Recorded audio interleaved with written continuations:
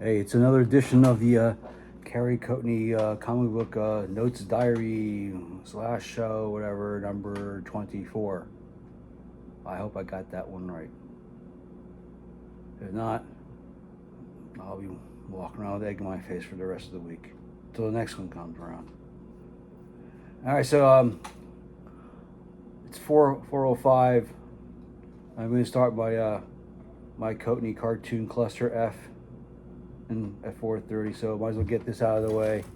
Make it quick as I can possibly can. Of course, other ones in my previous video, I did not bring home any of the Independents home. I feel I just leave it there for when I get paid next. And by the way, work still sucks. I've been working from home for the past month now. This craziness has been going on for a month now. The place is on lockdown and stuff, and these young Turks, well, they're making the demand of taking over everything that's HR. I mean, I can't figure it out, but it is what it is, and I mean, if it keeps going on and on, the whole freaking industry is going to be on strike again, including us.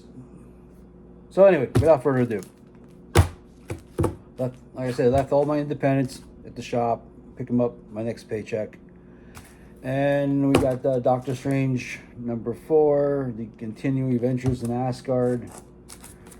A guaranteed 10-issue series, hopefully. Or is it number 5, maybe the next one? I'm in love with this one. I got to call my ex-roommate out in North Carolina. He's a big fan of this artist, Gabriel Hardman. This is a Batman, Green Arrow, and Vic Sage, the question. Not Renee Montoya. So this is Arcadia. I think this is a lost tale from the 1990s. I'm not sure. Don't quote me, because Vic Sage is supposed to be dead. So everybody's dead. Jeez. I think Oliver Queen, didn't he die one time? That goes to my. Well, only Marvels and DCs. So, and I got number 5. I got the acetate cover for number 5. I don't have one for number 4. It seems like I got a lost sibling somewhere that I need to rescue. Number 4, it's a variant. I hate freaking variants. This is number 5, the acetate cover. That's DC. Daredevil and Punisher, something to read before the new series second season debuts. And Punisher has his own movie too, of course. So, what my appetite with that? I think this is the final issue of this series. 5. Nova Centurion. I read the first 4 few days ago. I really liked it.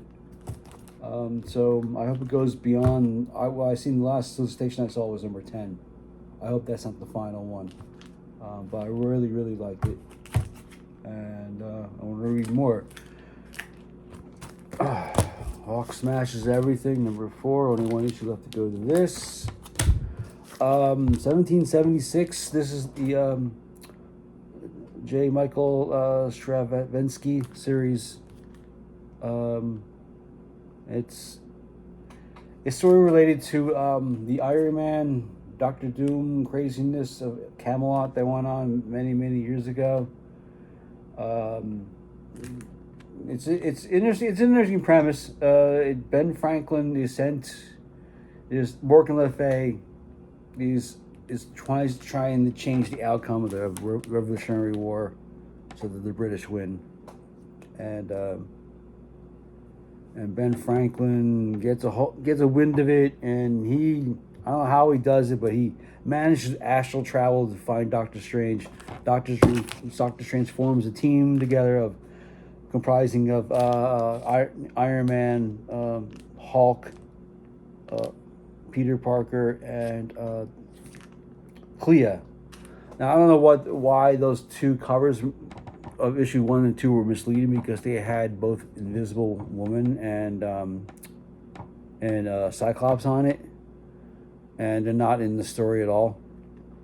But anyway, there's a sort of like, how back in the back in early cartoons of 1980.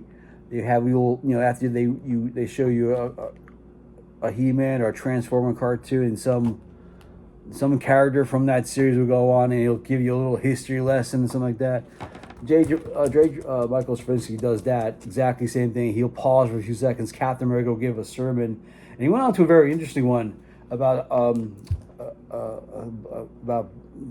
blacks fighting in the Revolutionary War, and it's very much unchronicled. And some black people fought in the Revolutionary War to free them from their slavery, and because the British did it first, but Americans didn't do it. They said that, according to J. Michael, slavery was abolished in Britain in 1833. We didn't do it till maybe 32 years later down the line. But when blacks fought in the American Revolutionary War, try to say that 3 times fast. The promise was they'd be freed from the slavery, and such was not the case. But Captain America knew all about that, and that is one to grow on. Okay, so that's it. I love this. I'm so excited about this. I'm so excited. Emperor Aquaman. This is so badass. I've never seen an Aquaman with a title different. You know how Batman has Brave and the Bold, and Superman has World's Finest, and DC Comics Special, whatever. DC Comics presents. This is something like Aquaman. It's brand new with Aquaman. He's reborn, and he grows up. I don't know. He's cloned or whatever, but he grows up into a whole new different being. And I think he's riding Starro. But I love it. I'm excited to read this. Supergirl, number 11. So I guess they didn't have any room to put Superboy in these days, so they stuck him with Supergirl. So it's Supergirl and Superboy together. All right. Amazing Spider-Man, Part 2 of the Death Spiral. I have Part 1. I have the prologue, whatever, but I'm not buying the Venom issues. It's so preposterous, the idea of Mary Jane Watson being Venom. It's just, best. So that's all I gotta say. It's the thing about Spider-Man supporting characters. I mean, how many supporting characters? I mean, how many people in your family know that turn into super villains? Or even worse, if you were a superhero, why would your immediate family turn into villains around you? People so close. They sadly turn into villains. That's the whole thing. I always found that a problem with Spider-Man is like, well, Ned Leeds, he'll eventually become the Hobgoblin. Flash Thompson, he'll be Venom before too long, and Harry Osborn, he'll take on with his dad's continue his dad work. Now Mary J. Watson is going to be Venom now. I mean, it's ridiculous. Or rather that guy she was dating. What was that guy's name? Everybody's hung up about Paul. Yeah. Why can't Paul be the Venom or Carnage? I mean, he's an outsider. Came from nowhere practically. Good thing I'm not under Tom Brevoort's heel. Avengers, the final issue of this Jed McKay thing. You gotta give Jed McKay some space. I think he's just want to concentrate on Nova Centurion next one. Speaking of X-Men, number 26. Action Comics. Well, these issues are up my queue when I'm finished reading whatever it's left. I'm gonna read up the Ultimate Spider-Man 24 next week, and then I'll just jump onto DC pile. And this book I got a few, like maybe 5 or 6 issues in the queue to read. So, and it's a Dan Mora cover. Dan Mora just wants to get his hands on everything, man. I never seen such an artist so dedicated, man. In the longest time. Dan Mora is like the next John Byrne. I mean, draws practically everything. You just hand them to him. And here's X-Men Annual. This is written by Ryan Stegman, who's the artist on X-Men. So, yeah. Absolute Superman, number 17. And I can see Hawkman, this storyline of Hawkman still continuing. So I'm like 3 or 4 issues behind. So this will be a treat to read all these. Batman 7 promises the return of the Joker to real DC time. See how this works. Featuring a stunning fold-out sequence. I'll read it when I get there. Absolute Batman, number 18. I heard reading something that the 19 is going to be delayed by a week or two, and they're making a big deal of it over it. It's like it is what it is, you know. Look, Rich Johnson made a point in an article saying, "Hey, the final issue of Batman 163, you know, that's supposed to take place before this series, is now 9 months late." God damn. How long do you have? I read the issues. I said, fuck this, man. Just read into it. I'm glad I did. I do like this version of Batman. Absolute Batman. Anyway, besides Absolute Batman 19 is I think the following issue they said 20 that someone's going to die in it, and I think they're predicting that's Gordon. Is Gordon a she or a he in this series? I don't know. Am I up to there yet? What's with the freaking chainsaw, man? The buzz saw. That's what's going on. The bat saw. I'm digging that. I'm weak. I said I wasn't going to do this, and yet I'm doing it. Now I read the Marvel Gargoyle ones it was last weekend. Yeah, I read them last weekend. Like the Marvel one was great. I mean, even though Greg Weisman wrote both of them. The Marvel one, they were 2 separate stories. I thought they were connected, but they're not. The Marvel story was a better read with Diablo was the main villain in there, and it made sense to make him the baddie.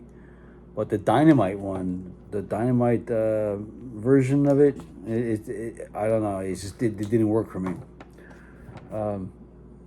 It was mostly murked in the gargoyle lore and too many cutaways from one scene happening, when that scene happening, this scene happening, this that. It's like you just couldn't keep track of what's going on.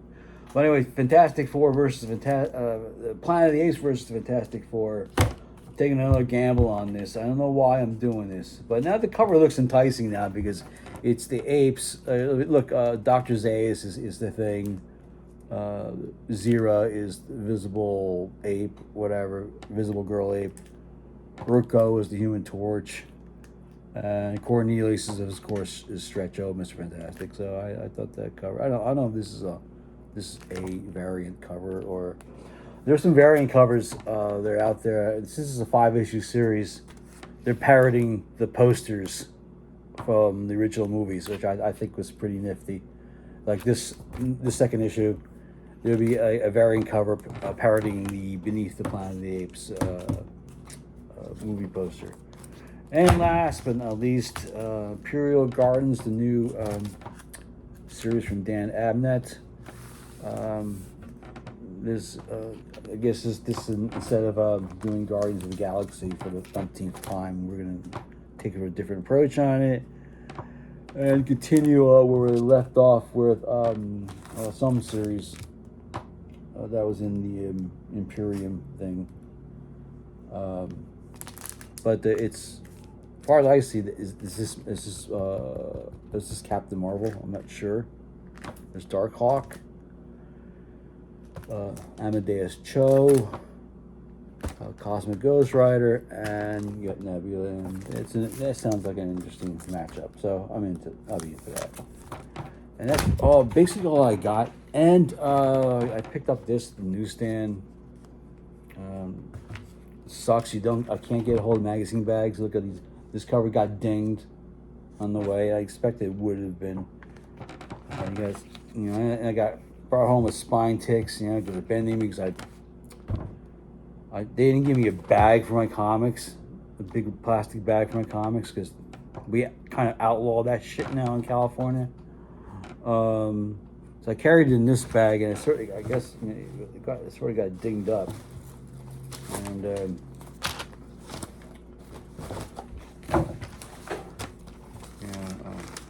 I need covers for these things to take them home, man. These are precious. They're precious. Precious. Precious. Comic books are precious. They have to be protected at all costs. No dings, bends, or tears or rips. And what else do they get? Comic shop news. Look into that. So, more craziness going on with those Image #1s. Every new issue Image now is a collector's item. Gee, how come the series like I was collecting like Holy Roller and the Sacrificers didn't get that memo? I bought up the first 20 issues of those books. Mystery of the Pounder for another time. All right, time for cartoons. Oh, cartoons. This is my cartoon list. These are the shows I'll be watching tonight.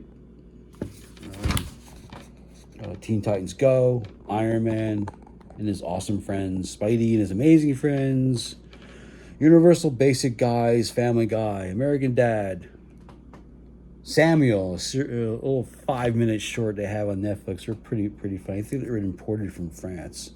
Strip Law, some anime series about lawyers in not Las Vegas. Very, very funny show.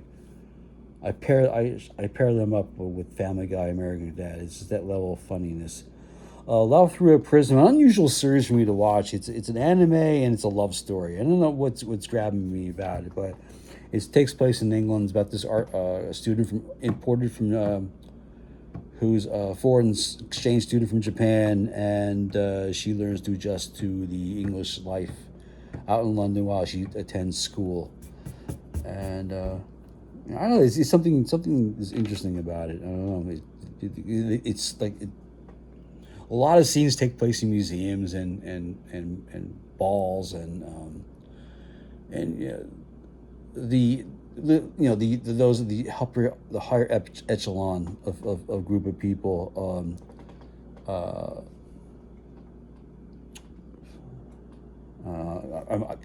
got Beastars is back. The final season, and I'm doing the second episode tonight. And interesting series on Amazon Prime. It's also an anime. It's called The Darwin Incident.